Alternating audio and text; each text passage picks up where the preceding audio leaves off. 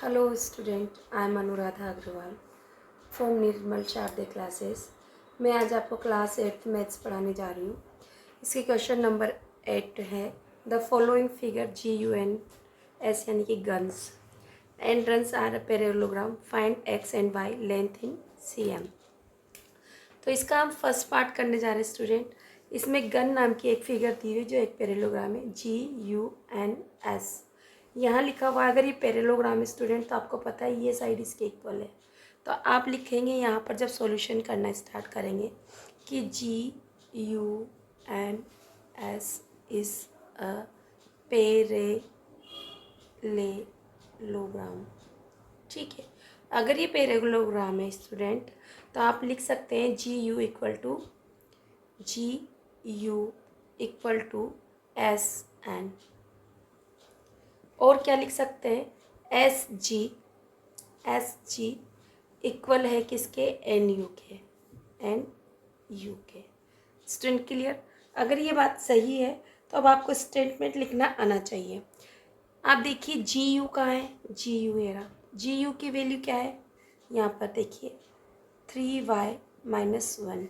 SN की value क्या है आपकी 26।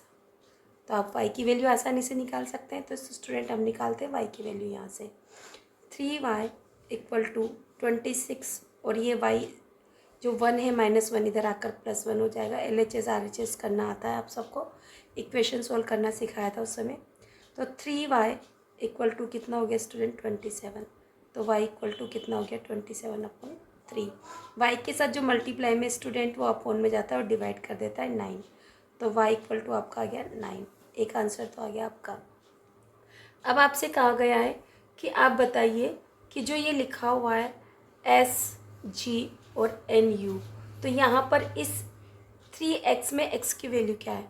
तो आपने लिखा GU, मैं यहाँ पर ये पार्ट कर देती हूँ आपको इजीली समझ में आ जाएगा। SG की वैल्यू क्या है 3x इक्वल टू में क्या होगा 18। क्यों होगा? क्योंकि NU बराबर है भाई, opposite sides of a parallelogram है तो इक्वल है। तो आप 18 लिख दीजिए। तो अब x को अकेला छोड़ना होता है इक्वल टू, और x के साथ जो मल्टीप्लाई में वो 18 के नीचे डिवाइड में चला जाएगा। तो x इक्वल टू आपका क्या हो गया स्टूडेंट कट कर 6।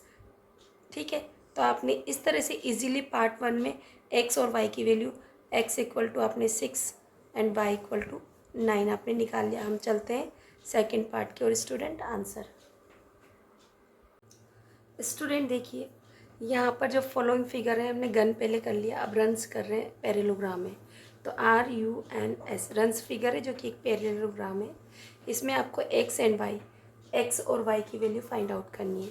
स्टूडेंट कैसे करें आपको पता होगा स्टूडेंट। यहाँ देखिए जहाँ पर XY लिखा है इसको नहीं ले, जहाँ पर a की वैल्यू दे रखी है उसको लेते हैं। तो सबसे पहले मैं लेना चाहूँगी इसको, ये वाला। तो यहाँ पर क्या है हमारा x + y इक्वल टू 20। ऐसा क्यों लिखेंगे स्टूडेंट? आपको पता है कि ये क्या है पैरेललोग्राम है। पैरेललोग्राम में जो डायगोनल होते हैं वो एक दूसरे को बाइसेक्ट करते हैं। कैसे करते हैं? बाइसेक्ट करते हैं। अगर ये बाइसेक्ट कर रहे हैं तो आप क्या लिखोगे OS। क्या लिखोगे आप OS। हम OS की जगह यहाँ से लिखना स्टार्ट करते हैं OU इक्वल है OS के। क्यों है? क्योंकि ये एक डायगोनल है। क्या है? डायगोनल है। और डायगोनल क्या करता है? एक दूसरे को बाइसेक्ट करता है इक्वल पार्ट में। मतलब ये वाला पार्ट इसके इक्वल होगा स्टूडेंट। ये वाला पार्ट, ये यहाँ से लेकर यहाँ तक का पार्ट इस यहाँ से यहाँ तक के पार्ट के इक्वल होगा। मतलब OU इक्वल होगा OS के। तो मैंने ये चीज़ लिख दिया।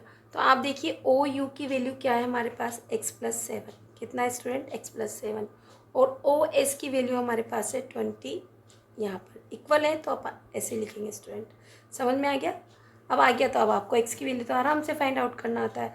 सबसे पहले x को बाहर निकालिए, फिर इक्वल टू का साइन लाइए, फिर इधर से 20 और ये इधर आके -7 हो जाएगा।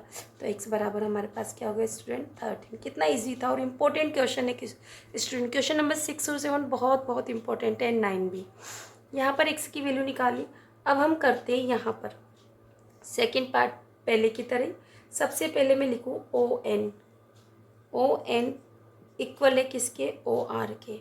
ऐसा क्यों नहीं लिखा स्टूडेंट कि जो ये ना डायगोनल का ही तो पार्ट है, ये बाइसेक्ट कर रहा है तो ये वाला पार्ट और ये वाला पार्ट इक्वल होगा।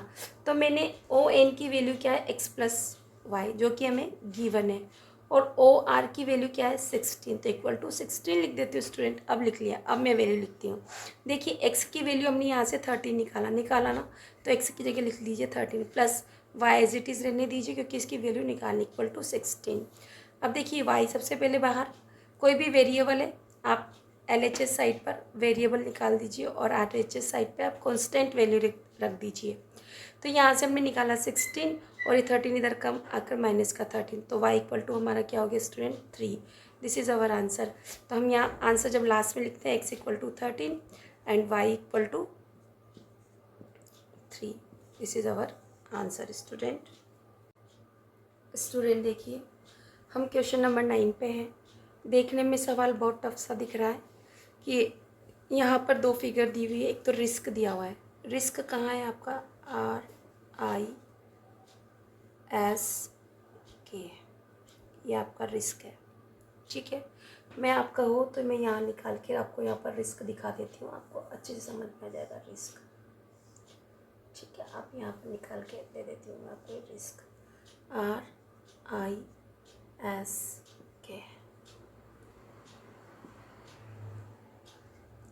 रिस्क। और दूसरा फिगर क्या है CLUE, तो CLUE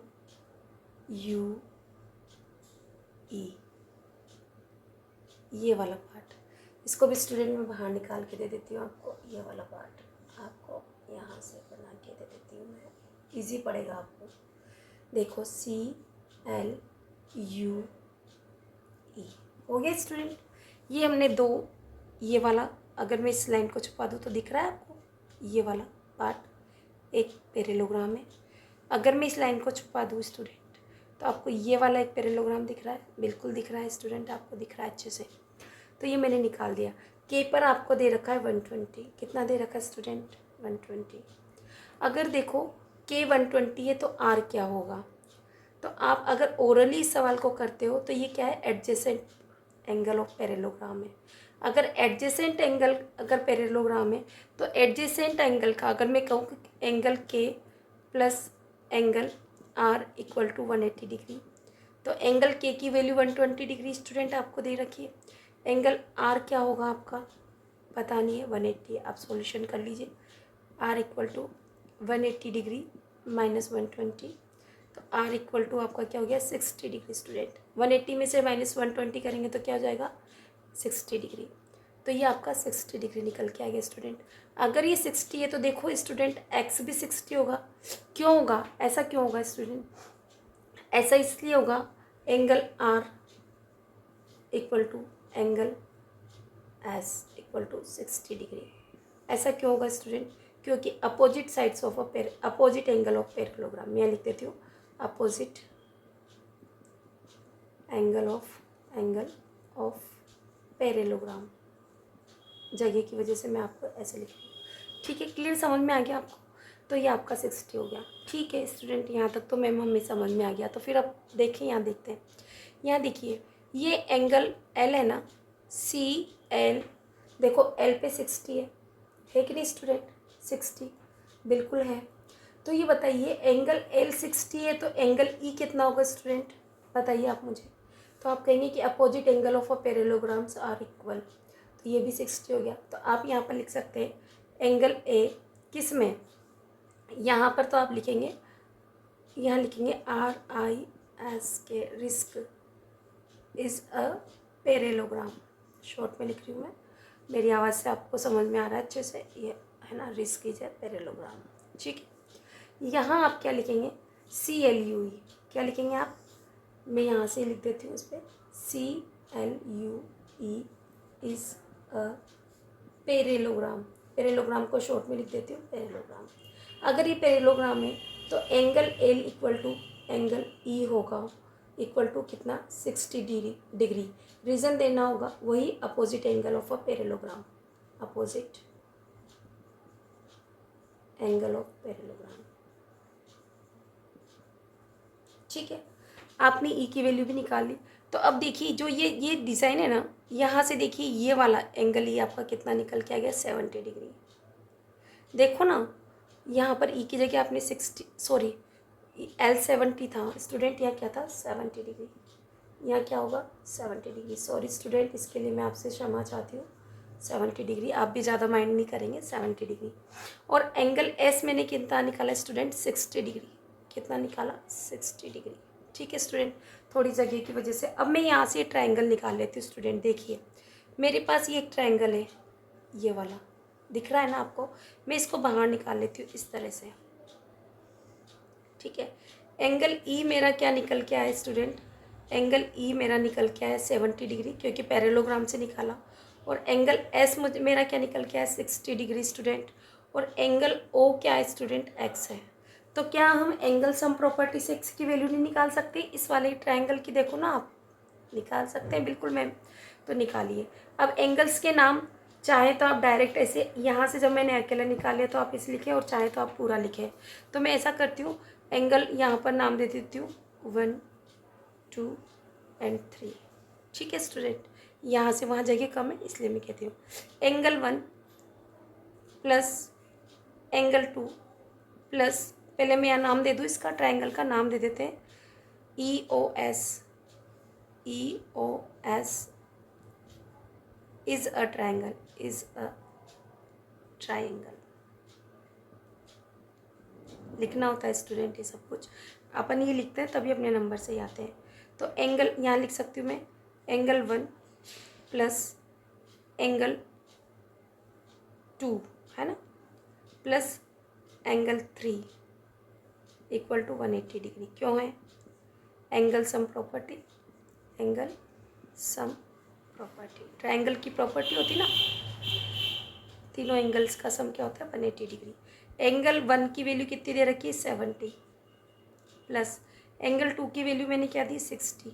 कहाँ से निकाली, यहाँ से निकाली हमने। ठीक है, प्लस एंगल 3 की वैल्यू क्या है आपके पास, x इक्वल टू 180 डिग्री। इन दोनों का सम करते स्टूडेंट, तो हमारे क्या पास क्या था 130 plus X equal to 180 degree. Student x equal to क्या हो जाएगा 180 minus 130 degree. x equal to आपका क्या हो गया, 180 में से 130 माइनस किया तो क्या हो गया 50 degree. Answer 7। I hope student आपको अच्छे समझ में आया होगा। नहीं आया तो वीडियो को रिकैप कीजिए और ट्राई कीजिए बार बार से। इंपॉर्टेंट क्वेश्चन है पेपर के लिए बहुत ज़्यादा। अगर आपको पसंद आए तो मेरे चैनल को लाइक शेयर और सब्सक्राइब ज़रूर कीजिए student. Thank you for watching my channel once again. मैं इनकी शॉर्ट भी डालूंगी स्टूडेंट, आप उन शॉर्ट से भी देखिएगा।